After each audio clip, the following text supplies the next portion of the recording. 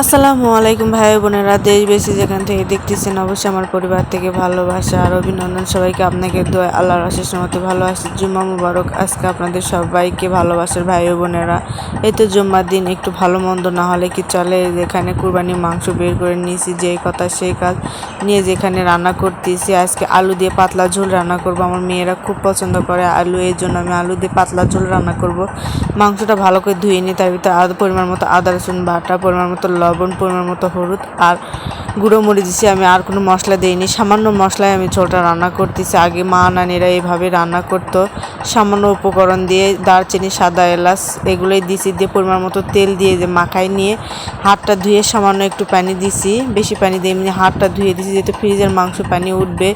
যেখানে আলু গোল গোল করে কেটে নিয়েছি, আলু দিয়ে ঝোল রান্না করব, পাতলা ঝোল।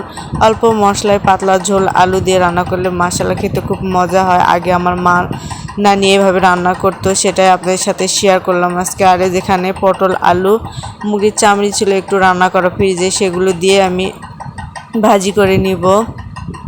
মানে সিম্পল আইটেম আজকে রান্না বান্না, ওইটাই শুধু গরু মাংস আর এখানে ভাজিটা করে নিব। আমার মেয়েরা যেহেতু মাংসের ঝোল খাবে আর আলু খাবে, আর কিছুই তো খাবে না, মাংস তো খেতেই পারবে না।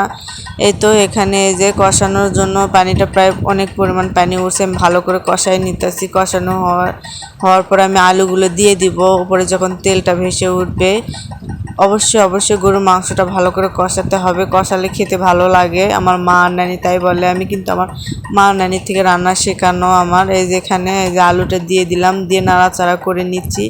এমনিতে আজকে শুক্রবারের দিন, অনেক দেরি হয়ে গেছে, অনেক কাজকর্ম ছিল, সেটা আর আপনাদের সাথে শেয়ার করা হয় নাই।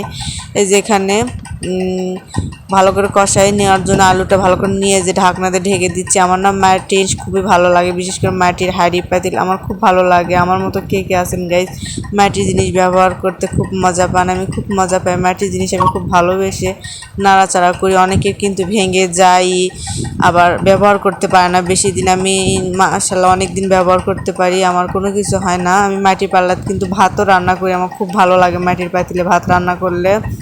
এই যে আমার কষানোটা হয়েই গেছে, দেখেন ঝোলটা কি সুন্দর ঘন ঘন হয়ে এসেছে।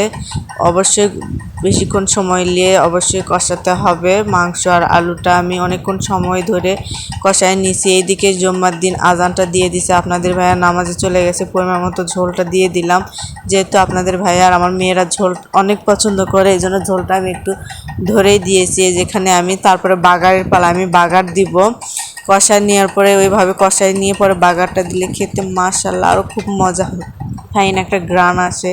এতে পাতিলটা বসাই দিলাম, ধোয়ার পরে যেখানে কালারটা কি সুন্দর মাশাআল্লাহ সেই সুন্দর এসেছে। পরিমাণ মতো তেল দিয়ে পেঁয়াজ দিয়ে আমি গোটা জিরে দিব, দিয়ে আমি বাগার দিয়ে দেব। বাগার দেওয়ার পর ফাইন একটা ঘ্রাণ আসবে, খেতেও মাশাআল্লাহ খুব মজা হয়েছিল। খাবার পরে ভয়েস দিচ্ছে আপনাদের মাঝে, যেখানে দুপুরবেলা রান্না করছি এগুলো আমি।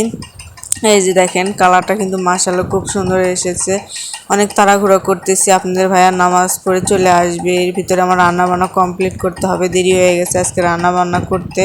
এই যেখানে আমি নামাই নিলাম বাগার দেওয়ার পরে, যেখানে পরিমাণ মতো তেল দিয়ে ওই ভাজিগুলো আমি দিয়ে দিলাম। ওর ভিতর পেঁয়াজ, কাঁচামরিচ, লবণ আর হলুদ দিছি। আর ওই যে আগের আমার একটু রান্না করা মুরগির চামড়ি ছিল, সেটা আমি এর ভিতর দিয়ে দিয়েছি, দিয়ে ভালো করে নাড়াচাড়া করে নিচ্ছি।